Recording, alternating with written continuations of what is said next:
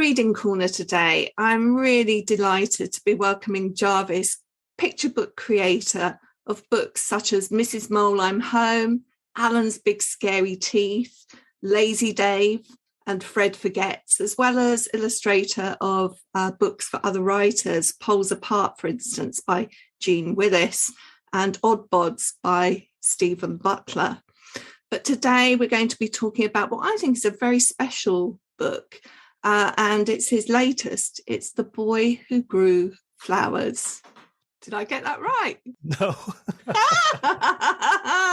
It's the boy with flowers in his hair. In his hair. He doesn't grow flowers in his garden. He grows them in his hair. So you have to have that in the title. Anyway, Jarvis, look, it's really lovely to have you in the Reading Corner. And I do think this is a really special book. Maybe we'll start just by you reading it for us and we can pick up from there. Yeah, that would be a good idea. This is The Boy with Flowers in His Hair. His name is David. He's the boy with flowers in his hair, and he's my best friend. Everybody likes David, even Mrs. Jones, and flowers make her sneeze. He's sweet and gentle, just like his petals. We have the best time together, finding the good puddles, making up songs, and running away from the bees. Once, he had a family of birds living in his hair for a whole month. It was really funny. But one day, something happened. I was watering David's hair, and one of the petals came off in my hand. That afternoon, he didn't want to play. The next day, he started wearing a hat. David never wore hats. He was quiet. David was never quiet. Mrs. Jones asked us to take off our coats and hats and scarves.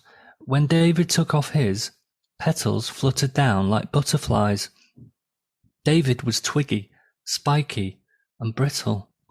Everyone stayed away in case they got hurt by his branches. I got a few scratches, but it wasn't David's fault. Then I had an idea. I asked Mrs. Jones for a paintbrush and some scissors, and I found a way to give David his colour back. I made new flowers for David all the time. Everybody wanted to help. David seemed back to how he was before. Almost. Then one day, I noticed a different flower in David's hair. It wasn't one of mine. It wasn't one of anyone's. It was David's. It was a real flower, a new flower, prettier than ever. More and more of David's own flowers started to bloom, and soon enough, all those buzzy bees were back. So right now, David has lots and lots of flowers in his hair, but I'm making sure I still have lots of paper ones, just in case he ever needs them. Because he's my best friend, and I am his. There's so much that I want to pick up from that. And I think the first thing is that it feels more like a poem in many ways, a visual poem, because it's very elusive. It doesn't tell you what to make of this story. And I really love that. Yeah, that was one of the things that came from writing from the point of view of the friend. Which was my first instinct, straight away to do. I don't know why. It was more because the way it works with me is I kind of make the pictures and the words at the same time. And so the pictures were telling me what the words should be. So one of the first pictures that kind of came to mind was the boy with his friend with a watering can pouring water over his head. And so that kind of told me, oh, he's got a friend. And so one of the first lines was basically the first line of the story. His name is David. He's the boy with flowers in hair, and he's my best friend. And so because I was telling it from the point of view of a friend, like you say, like a poem, you're not getting the full story. You're only getting one point of view. And so there was lots I could leave out. And there's things in this that I don't really understand myself. So, that's just how it was. It just came out quite naturally. one of the things that I would, because obviously I do a lot of work in classrooms, and I often think about how these books are read and shared with children in the classroom. And I think it's one of those that you can definitely discuss, but I'd be very wary as a teacher of trying to pin down any meaning, because I know that when I've talked about this book with friends and colleagues, they really have taken something completely different from it. That's what I liked about it. And the only thing that I pinned down in my head was that whatever happened wasn't David's fault. You know, the flowers wasn't, it's just something that happened. You know, I didn't want to properly explain it. And I also didn't want it to be a problem that could be fixed straight away by the friend. And so I thought one important part was, you know, the friend is trying to help making these paper flowers. And it says, you know, David's back to his old self almost. You know, he's not quite there yet. And the flowers come back, and they are, you know, it's just time that makes them come back. There's no kind of explanation of why they come back in the same way there wasn't an explanation of why they disappeared. So for me, it was actually not really about the flowers or what happened. It was more about the friendship and this kid sticking by his friend. I love the way that the friend, who we don't know, he's the narrator, we don't know his name, but he's very intuitive and responds at that level. He doesn't ask in this book. He just kind of reaches out and does what he thinks is needed. And that's so beautiful. I also wanted to say that, you know, the book seems very different in tone to the other books that you've written. You are known for your sense of humour. And although there is a little gentle humour in this, you know, the bees that are kind of swarming around his hair, it's not a funny book. So it is very different, I think, in tone to what you've done before. Did that lead to you approaching the writing of it in a different way or not? Well, here's the thing. Because I was being led by the images, there were some images that I thought, that's funny. You know, the boy with the watering can, watering his friend, I thought, that's quite funny. And just the surreal nature of this kid who just happens to have flowers, you know, not questioned by anybody. I thought that's just a kind of humorous starting point. But because, like I said, I'd kind of got right into the story by almost being the friend. It was just more natural to be quite emotional with the language. So it was more the style that meant this was a bit different. And yeah, you're right. My previous books, I do tend to make funny books. And that's one of the things that scared me a little bit when I had to go out to schools on the launch of this. And I was a little bit apprehensive about how this would go down. But I actually really enjoyed the fact that everybody was just kind of leaning forward in their seats. And, you know, there was the odd little gasp here and there when he loses the petals. But that was it. Everyone was kind of engrossed in the story.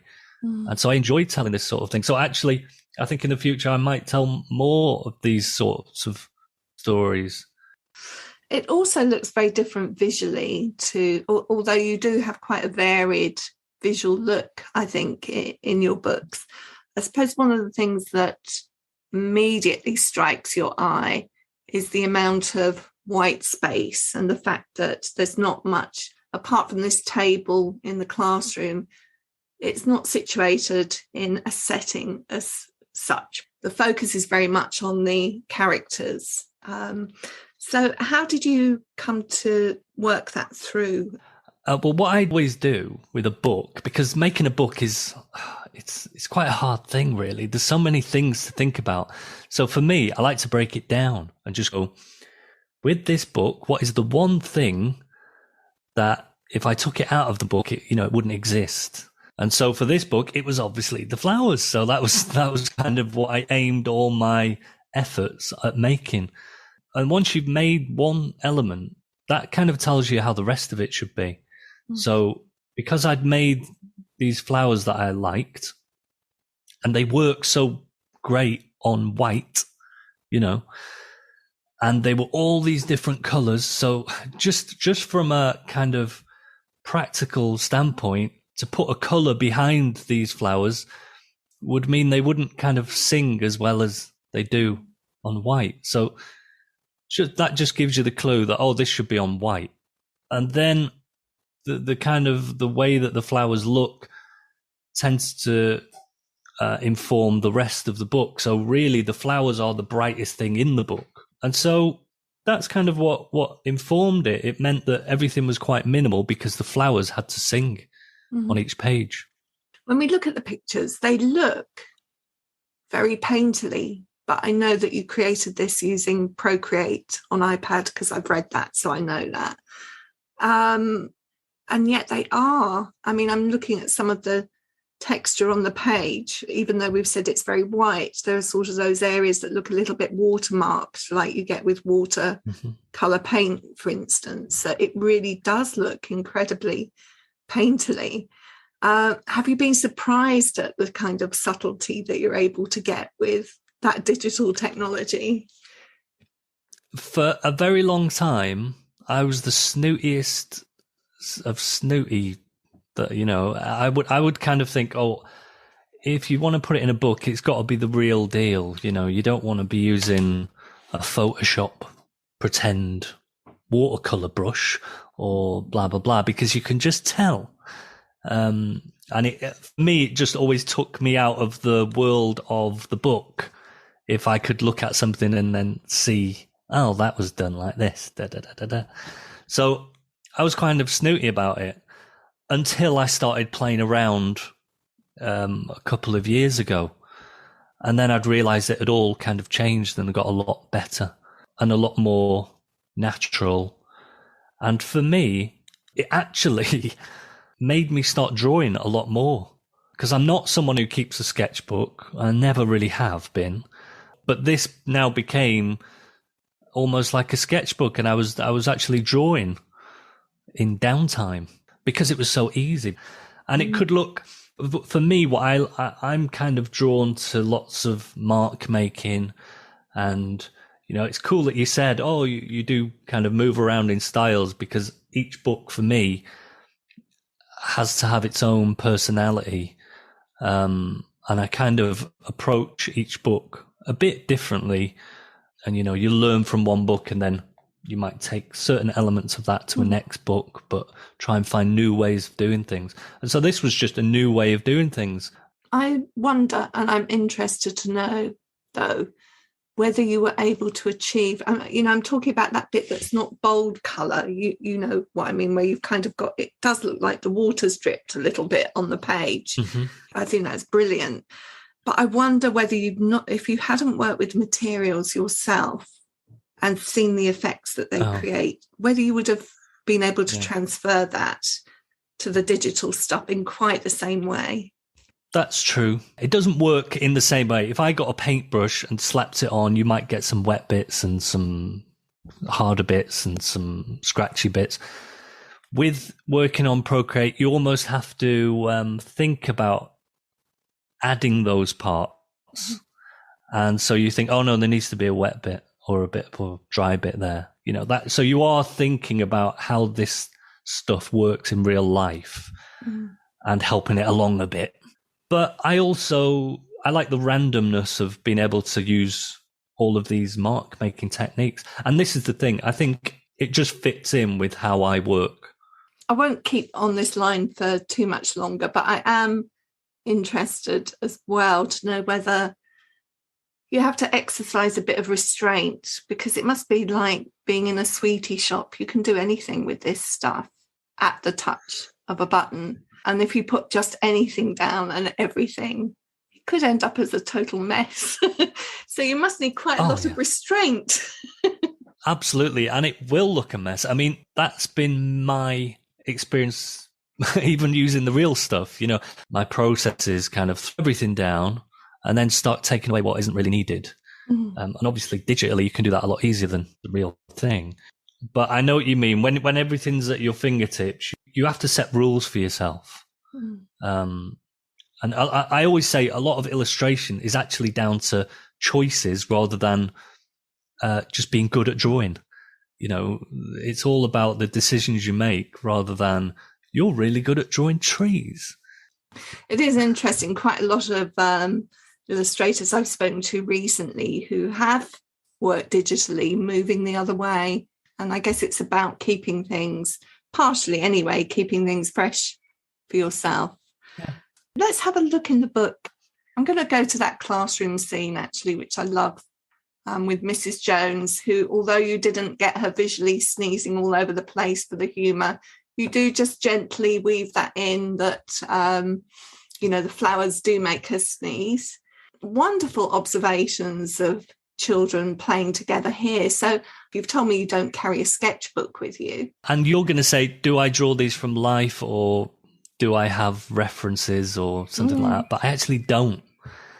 And what I tend to do is like look at my own body now and again, you know, for little ways of sitting or putting your arms or just different kinds of body language. Or so I'll tend to just kind of like look down and see what I'm doing as a guide. And for me, yeah, the kids, I was really happy with how the kids came out. You're always I'm trying to kind of walk a line between cartoony and arty to like kind of put it in really crude fashion. And I almost want it to be somewhere in between the two. I want them to have character.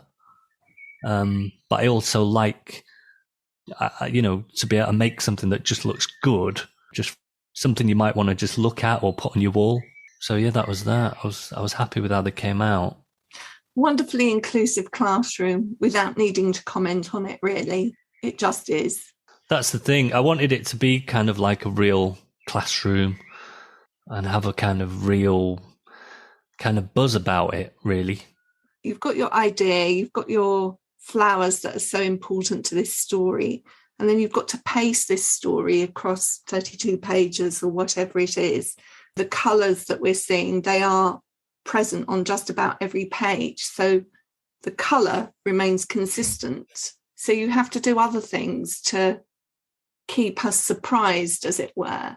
How do you do that? What have you done here? Well, here's the cheat. Because I'm an illustrator, and like I said before, I was thinking of the images at the same time as writing them.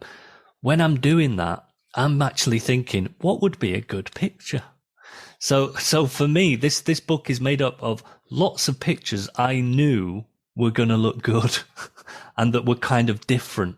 So I thought, what would be a good picture? Oh, I know that a kid being surrounded by birds coming down, that will make a nice little picture. That will be a memorable image. And then with the watering can, I knew that would be good. I also knew that the picture of the friend looking down on lots of petals on the floor would be a striking image. So these were pictures that were coming in my head before I'd actually written the words. You know, they were almost just like little parts of a storyboard of a film that I thought that would be a striking image. And again, the picture where even the picture of the classroom where they're waiting to go into class, just the kind of contrast of David's friend being at the front and David being at the back with his hat on, and all the kids kind of a bit oblivious to what's going on, apart from the little redhead at the back. You know, that I knew that would be a nice image as well. Even the teacher's not really aware, is she? She's more focused on getting the class into the classroom, and that distance between David and his friend, but the connection too through the gaze and the eyes there. Beautiful. And I think also just I like how there's other stuff going on. So I just think of the girl who's got the little teddy bear, and she looks a bit kind of nervous almost, you know, that she's got her own story going on. And the kid who's showing the worm, well, you can tell what kind of kid he is. Every teacher, that will be recognisable. Somebody coming in, they've got to show you first thing in the morning, they've got to show you what they've got. Exactly, yeah. So I think that, but by adding in these sort of like normal everyday things, even just like the kid dragging his bag on the floor. That helps to create this realism, this kind of real life situation. Yeah, it would have looked a little bit more boring if everybody was just stood completely in line. It kind of adds a bit of tension, the fact that everything's going on as normal, but there's something wrong with David. Just while we're paused on this page, when people come to look at the picture, I would just say to look at the wide range of textures. We look as though we've got crayon, we look as though we've got paint, we look as though we've got pen with that kind of textured, scratchy coat that she's got. It's really lovely. That's what I like with creating any artwork. I like the eye to kind of bounce off lots of different things. It wouldn't look right if everything was done in exactly the same way with exactly the same mark making technique. There needs to be this sort of difference. I always think of it like, if you're making a meal, if I just made you a bowl of slop and it all tasted exactly the same and it was exactly the same texture, then you wouldn't be very happy. If I made a meal and there was crunchy bits and chewy bits and soft bits and salty parts, and everyone would be happy. So that's what I think of with illustration. I think of it as like, we can have a bit of everything as long as it's kind of balanced. All about the balance. So I just have one final question for you, really, and that is, what were you most pleased about when you completed this book?